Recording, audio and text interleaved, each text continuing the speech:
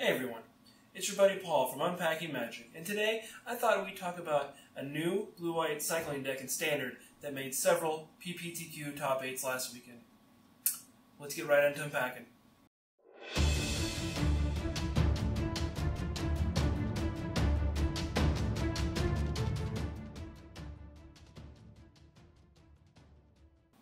So, you're probably thinking right now, blue-white cycling in Standard? I haven't heard of it. It's probably not very good. But I'm going to tell you, it's probably the biggest sleeper deck in a long time. Let's just go ahead and get right into the explanation of the deck, the major cards, and the strategies. First up, we have our cycling enablers. First, we have Abandoned Sarcophagus. This 3 casting cost artifact allows us to play our cycling cards from the graveyard. This gives us a huge amount of card advantage in the mid and late game, and allows us to outlast our opponent. Next up is Drake Haven, a 3 casting cost enchantment that lets us pay 1 anytime we cycle a card to create a 2/2 flying creature. This is our main win condition, but it's also a great way to chump block and gain card advantage against other decks like Ramen of Red and Timber Energy. Next up is our creature removal package. The first card we're going to talk about, of course, is Settle the Wreckage. For the low cost of 4 mana, we're able to wipe the board of every attacking creature. Now, our opponent does get a land for every creature that we kill with this spell, but we'll find a lot of players that will try to play around it. Maybe attack with half of their creatures, or maybe just 1 or 2, and that buys this deck a lot of time. Next up is Fumigate. For the cost of 5 mana, we get a good old Wrath effect that destroys all creatures in play, and we gain life equal to the number of creatures destroyed this way. Now this is great for us. Not only do we gain all that life, not only do we get rid of every creature on the battlefield, but also we hardly play any creatures. In fact, we don't play any outside of Drake Haven, so we're not losing anything anytime we play this. We're also playing Farm to Market. Now Farm gives us great spot removal against creatures during combat, while Market is another spell that lets us continue to dig through our deck. Now let's go ahead and move on to the counterspell package. First up we have Censor. Now we can either pay 2 mana to force our opponent to pay 1 more for their spell, or we can cycle it. Next up we have Countervailing Winds, which either costs 3 mana to force our opponent to pay 1 additional mana for every card in our graveyard or have their spell countered, or we can pay 2 mana to cycle it. Counter spells like this are going to come in extremely handy against cards we have difficulty handling, like Hazoret, Approach of the Second Sun, Negate against our removal spells, and the list goes on and on and on. And now we move on to our card draw package. And that starts with Hieroglyphic Illumination. Now we can pay 4 mana to draw 2 cards, or we can just pay 1 blue mana and cycle it. Next up is Search for Azcanta. Now for 2 mana, we're able to take a look at the top card of our library during our upkeep, and either leave it there or put it in the graveyard. Now this is a great way for us to continue to dig through our library to find exactly the cards we want, as well as to put cycling cards into the graveyard for Abandoned Sarcophagus.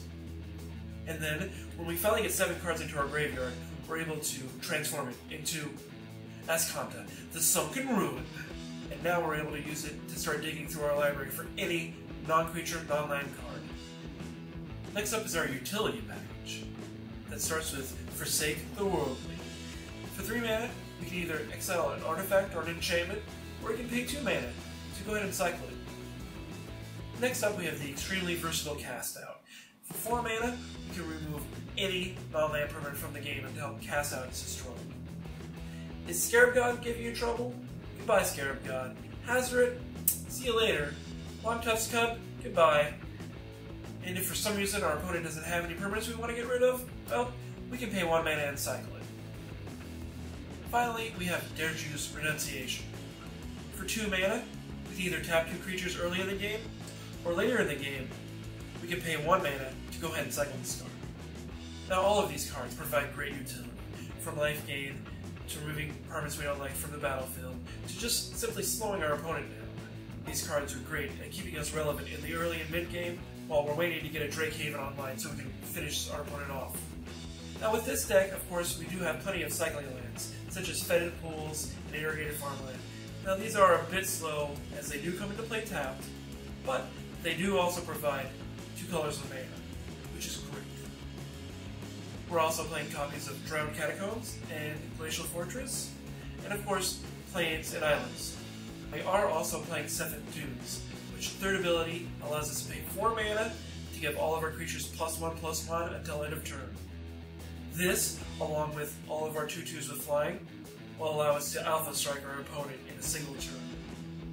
Well, let's go ahead and move on to the sideboard.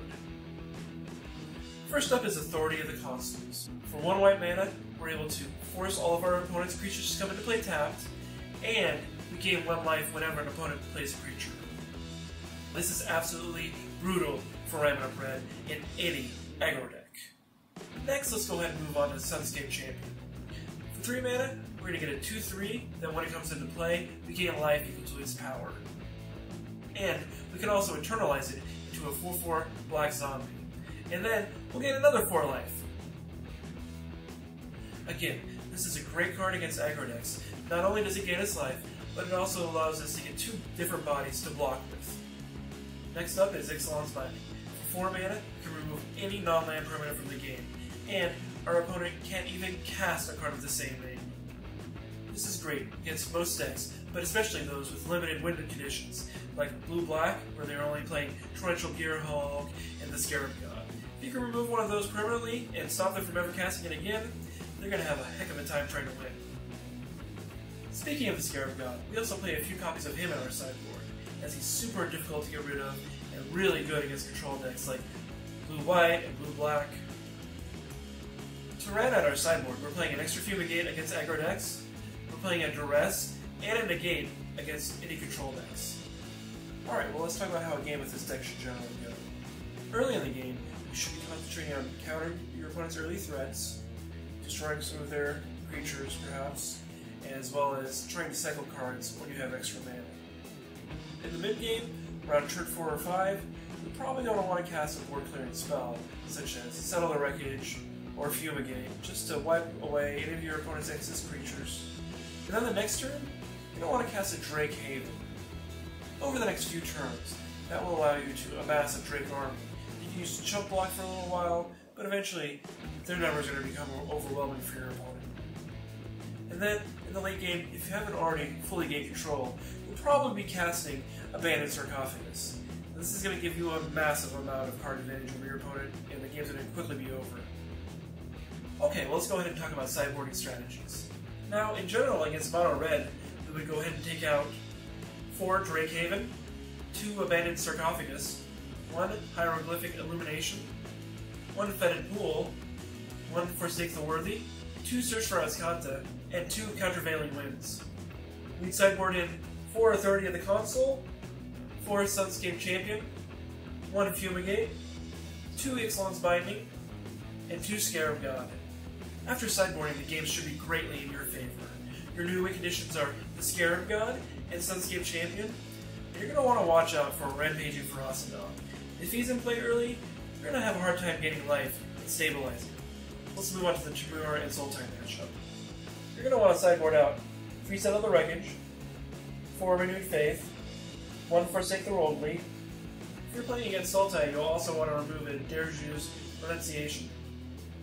You'll want to sideboard in 1 Fumigate, 4 Sunscape Champion, 1 Negate, 2 the Scarab God, and if you're playing against Sultai, also 1 Duress. After sideboarding, most of the energy decks will be bringing in Negate and trying to play around Settle the Wreckage with Negate backup. So your plan is to bring in roadblocks like Sunscape Champion and the Scarab God, and use Drake Haven to create lots of little blockers to buy yourself time. Let's go ahead and talk about sideboarding options for decks that play God Pharaoh's Gift. You'll want to sideboard out 4 Renewed Faith and 1 Derju's Renunciation. You'll want to side in 2 Ixalan's Binding, 1 Negate, and 2 the Scarab God. Let's go ahead and talk about a few sideboarding options here real quick. If your opponent is straight blue-white gift, you'll probably want to take out a couple of Fumigates instead of a few Renewed Faiths. Also, instead of putting in a Negate, you're going to want to probably put in an Authority of the Consuls or 2, as one of the only ways for this deck to beat you is with Hasten Angels. Finally, if you're playing against pure blue-black, make sure you bring in that Negate, because you're going to need it against the Negates that they're bringing in. Alright, well that's about it for the deck review. in case you guys are wondering, the cost of this deck with Scarab Gods is about $270 and about $180, $190 without Scarab Gods.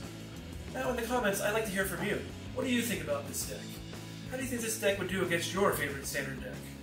Also, if you haven't subscribed yet, make sure you hit that subscribe button for more videos like this. If you like this video, go ahead and hit the thumbs up button, and please, go ahead and share this video on Facebook, on Twitter, on Reddit, on any social media that you're on. By doing this, you really help the channel grow. Thanks for watching, and stay tuned for more videos like this one.